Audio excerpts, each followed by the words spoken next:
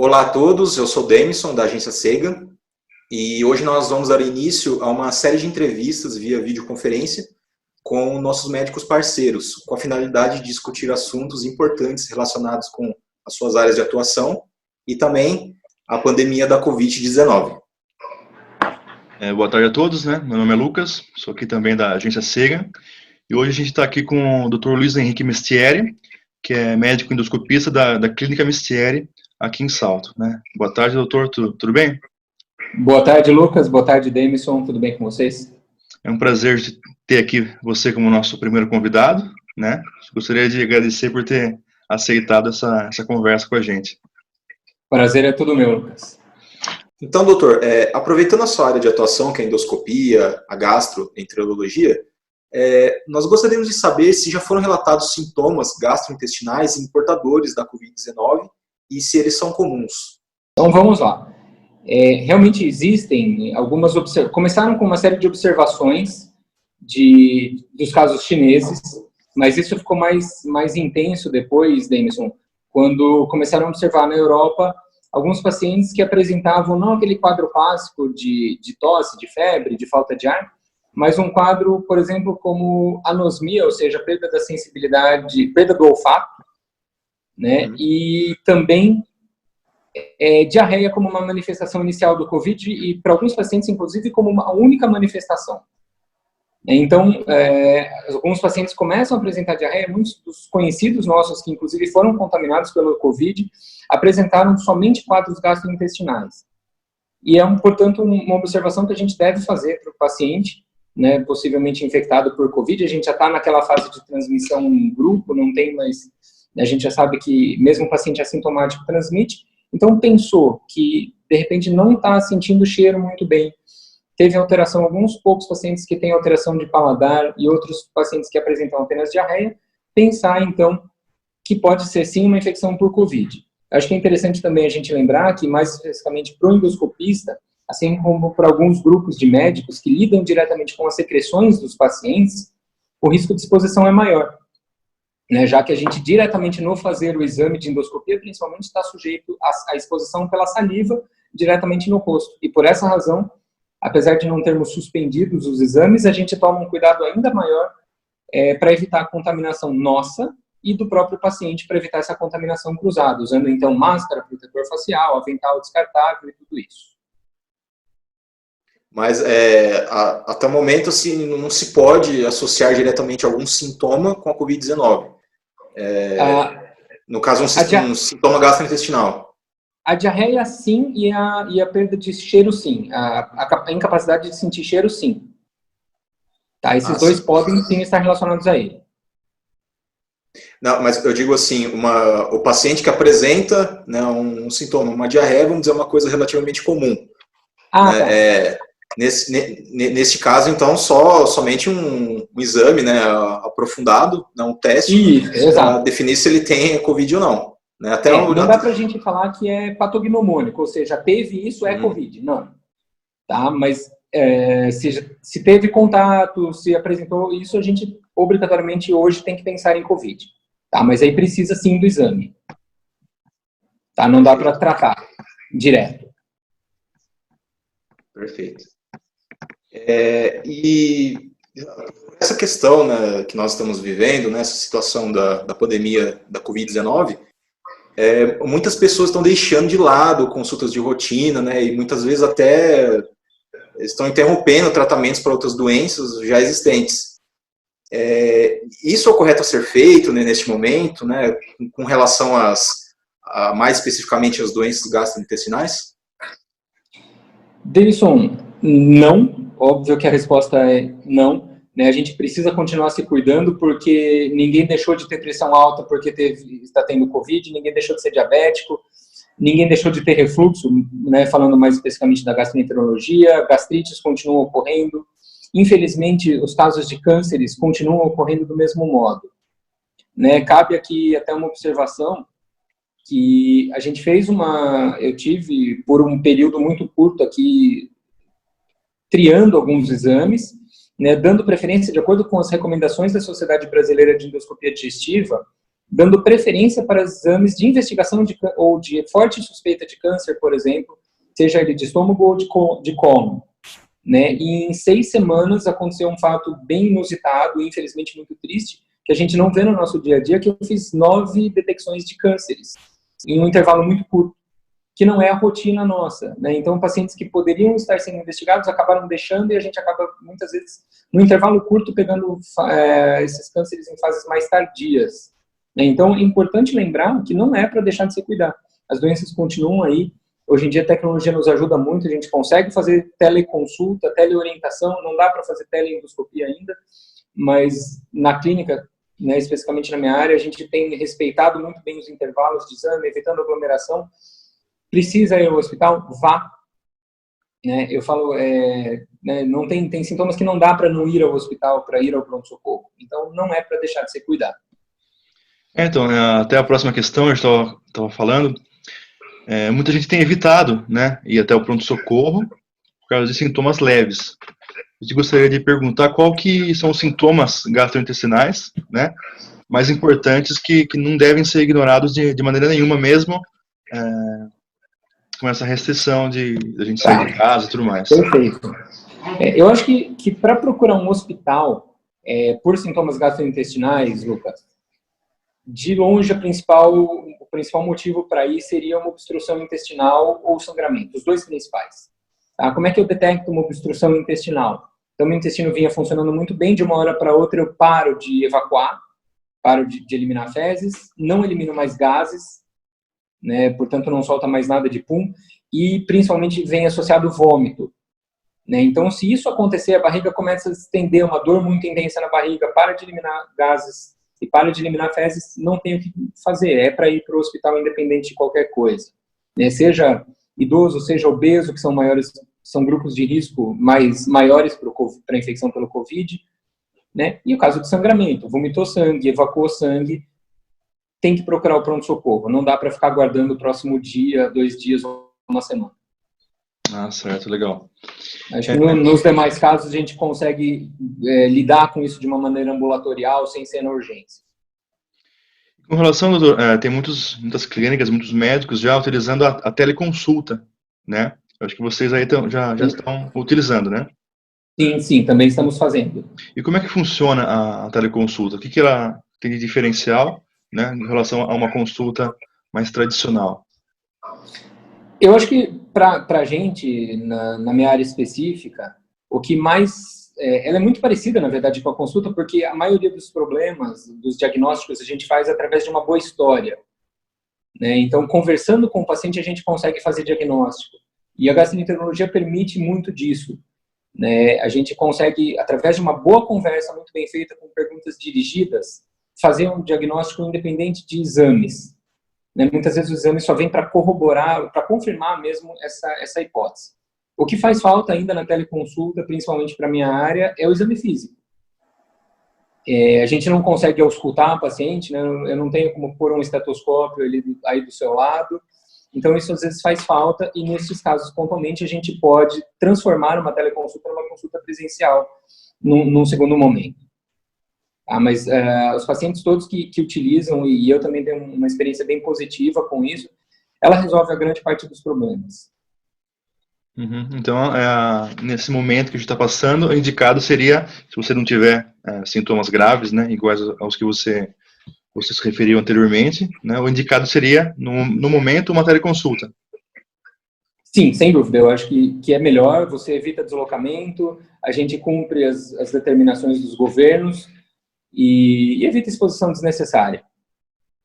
Né? Apesar de todos nós sabermos, né, isso é sabido, tem vários estudos que comprovam que o risco de você adquirir, né, ser contaminado pelo Covid numa clínica é extremamente baixo. O risco de estar num hospital é maior, de estar numa lotérica, numa fila, etc., é maior, mas a gente quer evitar ao máximo essa contaminação. É que o pessoal não vai só na clínica, né? O pessoal sai com o carro, para em algum lugar e até... Exato, né? Se fosse uma coisa direta, não, vem para cá, entra, vem de máscara, tudo bem, a gente até poderia falar, dá para fazer presencial, mas a gente sabe que, infelizmente, não é sempre assim. Uhum. Certinho, então, doutor. Perfeito. A gente tem uma questão aqui sobre o Maio Roxo, né? Mas vamos deixar mais para o final, né, Lucas? Pode ser. Se tem alguma... Outras questões aqui ainda, só para a gente não perder o fio da meada sobre a Covid-19. Doutor, então, a respeito das clínicas médicas, né? Quais os cuidados que as clínicas, em geral, devem tomar durante esse período de pandemia, até para deixar os pacientes mais tranquilos, né? Para que esse medo de sair de casa, né, não faça com que uma situação mais grave possa se desenvolver. Eu acho que o cuidado que as clínicas tomam deve ser os mesmos que todos tomam, que todo estabelecimento deveria tomar, né? Então, em relação à higienização de superfícies, evitar aglomeração, acho que talvez aí o principal de todos é evitar aglomeração. Então, aqui na clínica, por exemplo, nós diminuímos o número de cadeiras na recepção e estamos tomando mais cuidado com o espaçamento para evitar aglomeração. Então, nós temos uma recepção de que comporta aí 20 e poucos pacientes, a gente não permite mais do que 6 no mesmo espaço, né? Cadeiras mais espaçadas, respeitando aquela distância de 1 metro, 1,5 metro. Higienização da superfície constante, disponibilizar água e sabonete, que é o ideal. Na ausência, né, quando você não consegue só isso, deixar álcool gel ou álcool 70 disponível para que todos possam higienizar as mãos.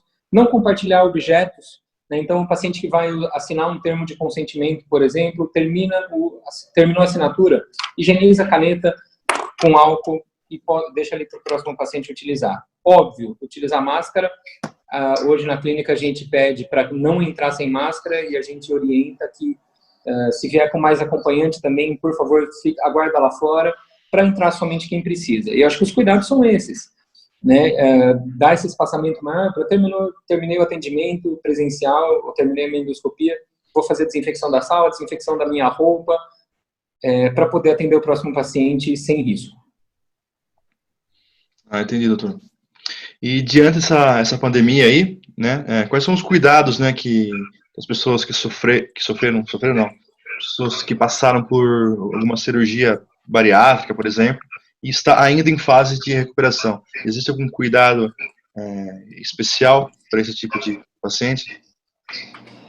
Lucas, e o paciente que está num pós-operatório recente, né, de uma colocação de balão, ou de uma cirurgia bariátrica, ou de qualquer outro tipo de cirurgia, né, ainda naquela fase muito aguda, de 7 a 10 dias, e apresenta um risco um pouquinho maior por conta das alterações decorrentes da cirurgia.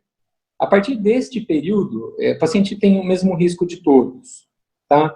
Aproveitando só um pouquinho, antes de responder sua pergunta, a gente sabe que o risco de você ser obeso, e saiu ontem, inclusive, um trabalho comentando sobre isso, que postergar, por exemplo, uma cirurgia bariátrica aumenta seu risco de infecção por Covid porque você está obeso por mais tempo. Uhum. Né? Então, a gente fala que nessa fase inicial, agora sim, respondendo a tua pergunta, você deve evitar sair, se deslocar, né? Tem que vir na sua consulta de pós-operatório, venha, é o que você falou agora há pouco, né? Sai de casa, entra no carro, higieniza seu carro, chega na clínica, entra, faz a sua consulta, higieniza as mãos, volta para casa. Faz seu cantinho da roupa suja lá em casa, bota tudo a lavar e evite sair neste período de 7 a 10 dias, que talvez seja um período um pouquinho mais crítico, que você está, assim, sujeito com a imunidade um pouquinho mais afetada. Mas, tirando esse período, o risco é o mesmo e a gente sabe que quanto mais você demorar para tratar algumas condições, pior a sua chance de ficar pior, né, de ficar mais doente. Entendi, doutor. Legal. E quais seriam algumas medidas de saúde, né, alimentação, atividade física e até saúde mental, né, que seriam indicadas para as pessoas, né, nessa fase de confinamento que foi imposta pela pandemia? Bom, acho que nessa fase de confinamento, primeiro de tudo, que ninguém está feliz, né? Acho que a gente sabe que aumenta muito o índice de depressão, o índice infelizmente tem aumentado outras doenças, como outras atitudes, talvez, como suicídio, depressão, que são consequências, muitas vezes, de um quadro já inicial. Então, primeiro de tudo, é saber que isso passa. Eu acho que a gente tem que ter em mente que, por mais que a gente sofra algumas influências políticas, e infelizmente isso a gente sabe que acontece, isso tudo uma hora vai acabar e a vida vai retomar o seu normal. Né? A gente vai voltar a sair de casa, a gente vai poder sim encontrar amigos, talvez não fazer aquele churrasco com a galera de 100 pessoas reunidas, não, talvez a gente tenha que fazer umas coisas menores. né? Mas a vida retoma ao normal, né? E isso já aconteceu antigamente, outras pandemias, e o mundo vai se reorganizando. Então, primeiro de tudo é saber que isso acaba.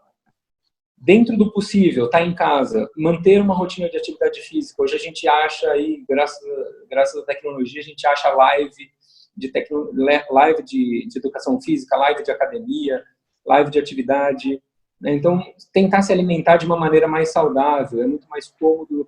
Vamos aproveitar que tem delivery disponível, né? Os entregadores estão aí para salvar a nossa vida, né? Expondo demais a deles para salvar a nossa. Uhum. Então vamos aproveitar, pedir uma comida mais saudável, parar de ir no drive-thru dos fast foods da vida e fazer aquela fila enorme.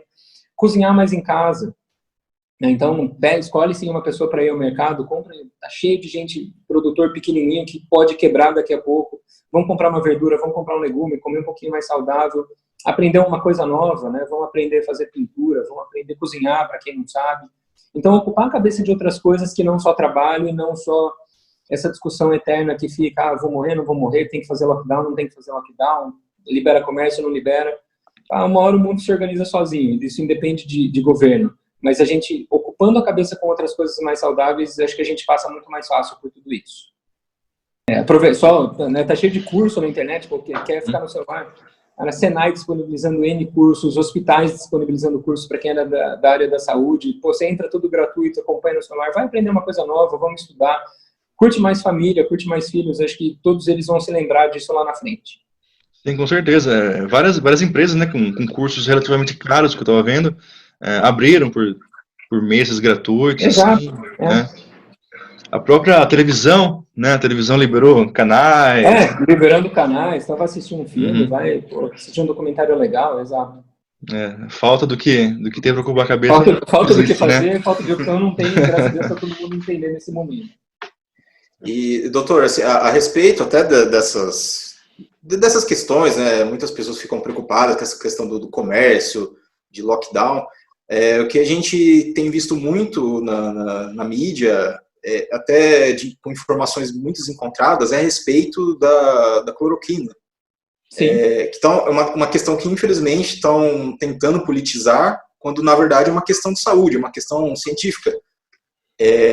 Até para que as pessoas possam entender melhor, como que funciona um estudo onde você testa um medicamento desse tipo? Principalmente quando esse estudo tem que ser feito de uma maneira rápida. Muito rápida, né? Exatamente. Bom, para que uma medicação qualquer seja liberada para um determinado uso, então primeiro um pesquisador vai lá, faz essa suposição, e esse estudo ele tem diversas fases. Primeiro ele tem a fase de ensaio no laboratório, depois que isso é aprovado pelo órgão regulamentador, no caso a Anvisa no Brasil, o FDA nos Estados Unidos, isso é feito um estudo em animais. Esse processo entre fazer os testes de laboratório e o estudo em animais demora aí 2 a 3 anos, tá? Depois que ele foi aprovado e viu que não apresenta riscos grandes e os benefícios são maiores que os riscos, é feito então um estudo em humanos, mas ultra controlado. Você pega uma população específica e vai observar e vai acompanhar por 2 ou 3 anos essa população, para então ter a liberação dessa medicação para a população em geral, para aquela doença específica, né? E aí a gente está vivendo uma coisa muito recente, de 60 a 70 dias no máximo. E aí fica exatamente o que você falou, né? Politiza a cloroquina, né? Então o Trump acha que sim, o outro acha que não, né? E aí o que a gente tem? Infelizmente a gente não tem nada concreto. O que nós temos, para a gente utilizar uma medicação e falar, olha, essa medicação é segura, ela passou por um teste, um estudo controlado, randomizado, ou seja, você testou em um grupo e no outro deu medicação placebo, né? Deu um comprimido de farinha, e viu que a cloroquina, de repente, era melhor do que a farinha com significância estatística, né? E que ela não apresentava efeitos colaterais importantes. Esse processo a gente não tem como fazer em 2 meses. Então, o que a gente tem hoje de mais concreto nenhuma medicação provou ser eficaz, ou eficiente, ou efetivo, né? Então, hoje saiu um comentário, olha, em alguns pacientes, quase todos os curados usavam Novalgina, usavam dipirona, e ninguém ainda falou da dipirona, né? O que a gente percebe é que parece que a hidroxicloroquina, sim, tem um papel importante no restabelecimento das funções ou no evitar, né, o agravamento do quadro. E hoje quem mais aparentemente entende desse assunto é a doutora Marina Bucay, que é uma médica espanhola que tem um N de pacientes, um número grande já de pacientes acompanhados, e que instituiu várias ações que uma grande parte dos médicos está seguindo. Existe no Brasil também um grupo muito grande, que é o grupo da Prevent Senior, que já começou a tratar precocemente esses pacientes, né? Mas a gente não pode falar que cientificamente isso é correto. Infelizmente não é assim que a ciência faz. A ciência é uma coisa exata, né? Então a gente tem observações mostrando que pode ter efeito, mas a gente não pode falar que é o melhor tratamento porque não foi feito esse estudo correto, randomizado, controlado, etc. Perfeito. Doutor, agora durante o mês de maio, nós estamos no Maio Roxo, né, que é o mês de conscientização sobre doenças inflamatórias intestinais. Já virou uma tradição, né, essa questão de nomear cada mês com uma cor diferente, de modo a conscientizar as pessoas, né, a respeito de doenças. Nós temos meses em que nós temos 2 ou 3 cores, né? Correto. Mas de toda forma, eu acho que é uma questão válida, né? Uma medida válida, exatamente para conscientizar as pessoas. E embora nós estamos vivendo no momento em que a Covid-19 prevalece, né, nos noticiários. Ninguém mais esqueceram da dengue, esqueceram de todas as outras exatamente. doenças. Né? Infelizmente, outras doenças que estão matando ainda. Que matam muito mais que o Covid, inclusive, infelizmente. Todas juntas, infelizmente. Mas só aproveitando, né, que nós estamos no Maio Roxo, qual é a importância da conscientização a respeito de doenças inflamatórias intestinais? E além disso, né, o que seriam essas doenças inflamatórias intestinais? Né, qual é a importância dessa conscientização? Denison, então lembrar, Maio Roxo, né, mês de conscientização sobre as doenças inflamatórias intestinais, principalmente doença de Crohn e retocolite ulcerativa.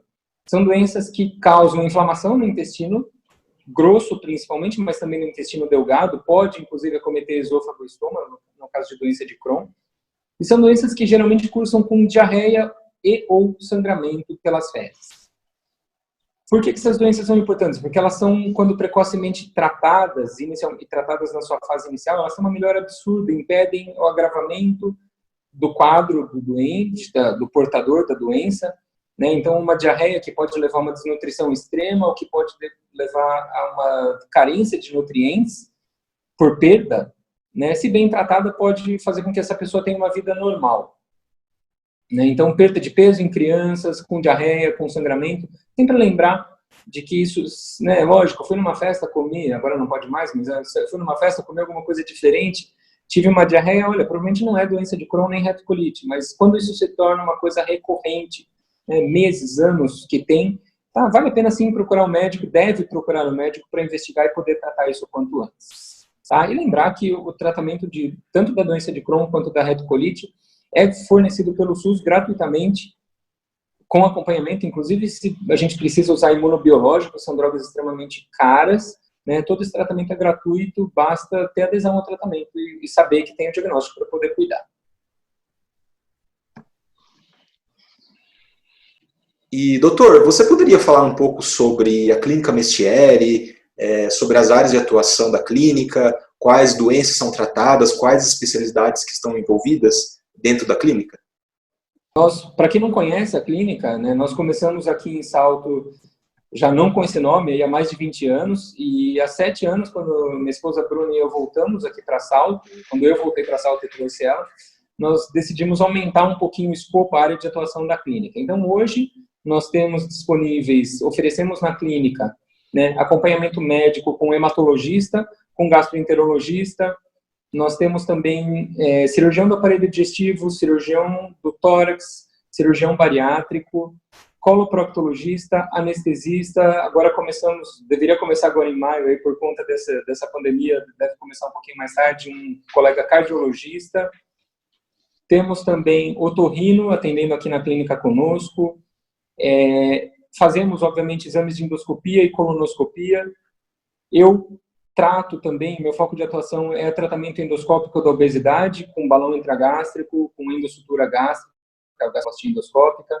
Temos disponível na clínica também nutricionista, psicólogo realizamos exames em parceria com uma clínica, eletrocardiograma, eletroencefalograma, espirometria, e a partir agora, do próximo mês de junho, voltaremos a oferecer para as cidades de Salto e Itu, que infelizmente ficou sem um tempinho, exames de pH-metria e manometria, que são voltados para a gastroenterologia também.